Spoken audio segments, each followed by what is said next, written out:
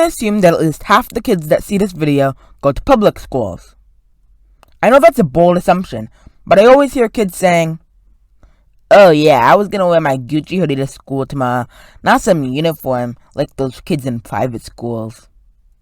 But I've never had to think about what I'm going to wear that often, because at my school, we have to wear uniforms.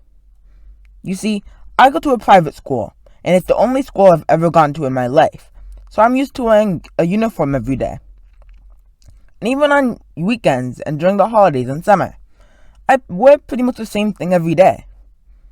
Maybe a hoodie and pants, or a t-shirt and shorts, or a mix of those two outfits. Only on special occasions do I dress up all fancy, and even then, I don't have much of a choice. Also, for the sake of this video, I will not be drawing everybody in uniform, because that's extremely tedious, and I won't be able to customize the characters. From what I understand about most private schools though, mine is actually pretty different from most private schools. Though it's not the same as public schools. Anybody can enter my school. It's not private, but you just have to be able to pay tuition to attend the school. The school I go to shares a building with a daycare and a preschool. The main school is from pre-junior kindergarten, there is a difference, to grade 12. I didn't go to daycare. At the time of this video, I am currently in middle school, and my parents say that for high school, I'll be transferring to a school closer to where we live. You see, my school is maybe about a 20 to 30 minute drive from my house, and kids come from all over the Greater Toronto area. The class sizes for elementary and middle school are generally pretty small.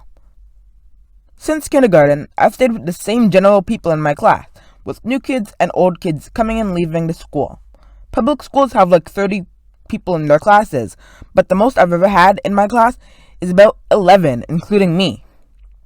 At private schools, class sizes are capped at 15 people. My entire school has around 300 students, and I used to think that was huge. But really, most schools have like thousands of students. Each elementary and middle school grade has two classes, grade A and grade B. Grade A is the English class, and grade B is the French immersion class. I've only been in grade A, and we've called the grade Bs the Frenchies since second grade. No offense to the Frenchies, I consider you guys my friends, but some of you guys can get really annoying at times. Like in grade 2. You see, in the second grade, grade 2B kind of shared a classroom with grade 1B, and that meant that only one class could eat lunch in their classroom, because there were assigned desks, and we didn't eat in the cafeteria. So grade 1B used to eat in the classroom, and since their class only had about 6 people in it, grade 2B used to eat lunch at the back table in our classroom. But the thing is, they never used to clean up their mess. So grade 2A, my class, had to clean up 2B's mess. It really irritated my classmates and I, and we told our teacher this. So one day she said, "Those Frenchies need to come back here and clean up their mess." And my friends and I thought the name Frenchies was funny. So we've called our grades grade B the Frenchies ever since. Also, there wasn't really any dating at my school. Some kids would say, "Oh yeah, we're dating," but they really weren't. My brother, who used to go to the same school I go to now, said that he hears people saying, "Oh yeah, we dated from like grade 5 to grade 8.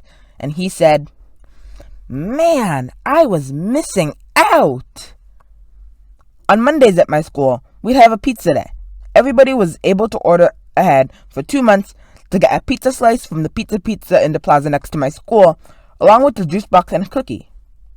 We did have a cafeteria, but it wasn't the same as a public school cafeteria.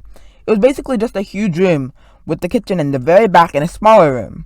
The main big room was basically the auditorium, where we put on Christmas concerts and stuff.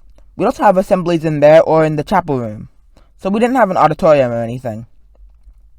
And in the cafeteria, you had to order ahead and choose what you wanted, or you had to come in before lunch and give some money to the secretary, who would take your order and pass it off to the kitchen people.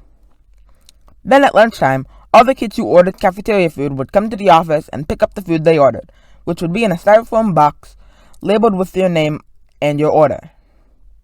Also, something that we don't have is field day. I don't know if other private schools have it, but we sure didn't. Field Day, according to my Google search, is an outdoor event held by many schools to celebrate the school year coming to an end. Basically just a lot of sports that the kids get to play, you know? I remember that I was standing outside with 2 girls in my class, waiting for the doors to open to the school for the new school day. Both of these girls had been new kids to my school in the 3rd grade, and they'd gone to public schools before. This came up in conversation, and, by relevance, so did Field Day. When I told them I'd never gone to a public school before, they said, "Oh, I feel bad for you." And I was just like, haha, yeah, okay. My school is also very family-oriented, meaning that everybody who's ever gone to, does go to, or will go to my school is part of the family. Speaking of which, my family is the longest-running family at the school.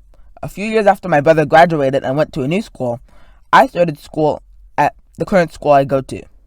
So we're not the longest-running family in a row, but it still counts. My mom is tight with the principal of my school. That's not important, but I figured I should mention it. I'm fortunate enough to get to be able to go to school at all, because I know some people aren't that lucky. I just wanted to say that even though school can really suck sometimes, those of you that can go to school are luckier than you know. Some kids out there are praying to God to be able to go to school and learn. I assume you know how to read, write, do math, and talk with decent grammar. If you can do those things, take a moment to feel happy. As I said, it sucks sometimes, and the majority of the things that we learn are complete waste, but we should still be thankful. Well, it's the end of the video once again. I think that a stereotype for private schoolers is that we think we're better than public schoolers and we're just super rich and stuff. No, that's not true. That's not true. We're just like any other kids, just that we pay money to go to our school. Anyways, thanks for watching, and don't forget, you are an awesome person.